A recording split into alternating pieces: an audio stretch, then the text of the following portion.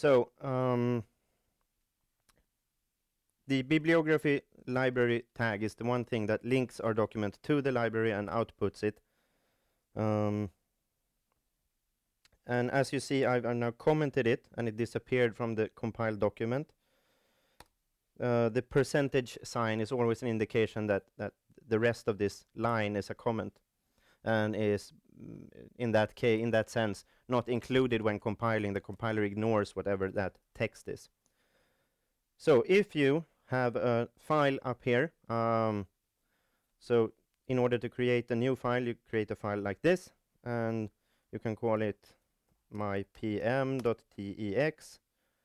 and in the same manner you can create a new library, for example,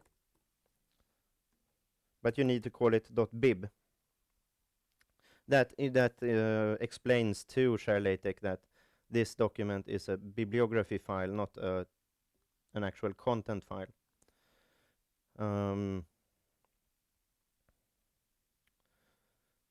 And this is what the library file looks like. It has an @article, it has an @book, and it has an @online. There are a multitude of different kinds of references.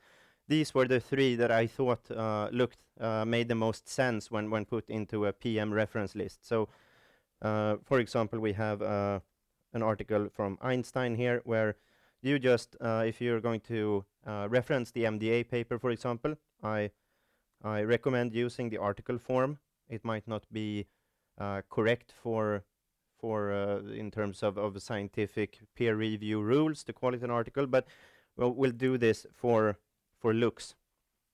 So the author here would be Hunicke, LeBlanc, etc. The title is, if I'm not mistaken, Mechanics, Dynamics, and Aesthetics. It hasn't been published in a specific journal, so it doesn't have a volume. It has a number of pages. We're interested in all the pages, and I can't remember what year it was published, but you'll find that by looking at the MDA paper. DOI, I don't know what that is, but it probably will not be relevant to you. It's not relevant in this case. And then we have a book, LaTeX Companion, as an example here. We probably want a fundamentals reference. Fundamentals. Author is our own Ernest Adams. The title is The Fundamentals of Game Design, and so on. And finally, if you want to reference an online resource, this is the good form for that, since you get to input a URL, and it is easily copied if you need several references. Then I mean, references is to an extent sort of overkill for a PM in the introductory course anyway. So this isn't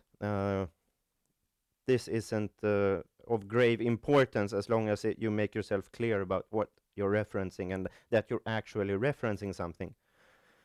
And as long as your library file checks out, that you haven't broken the markup, as you can see, it's quite relevant in all instances for LaTeX to use these soft brackets.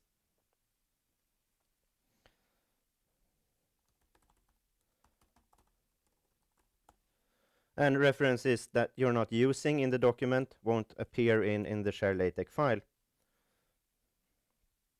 And if at any time you compile and some error shows up, and it's a good practice to keep recompiling often to make sure that you don't accidentally added some kind of error that will be difficult to find later on. There's our template.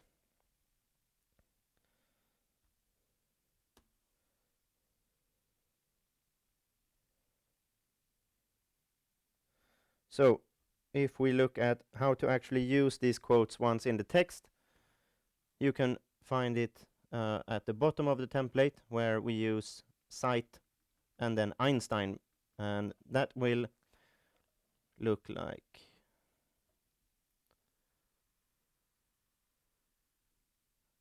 this, for example. Here we have, whoops,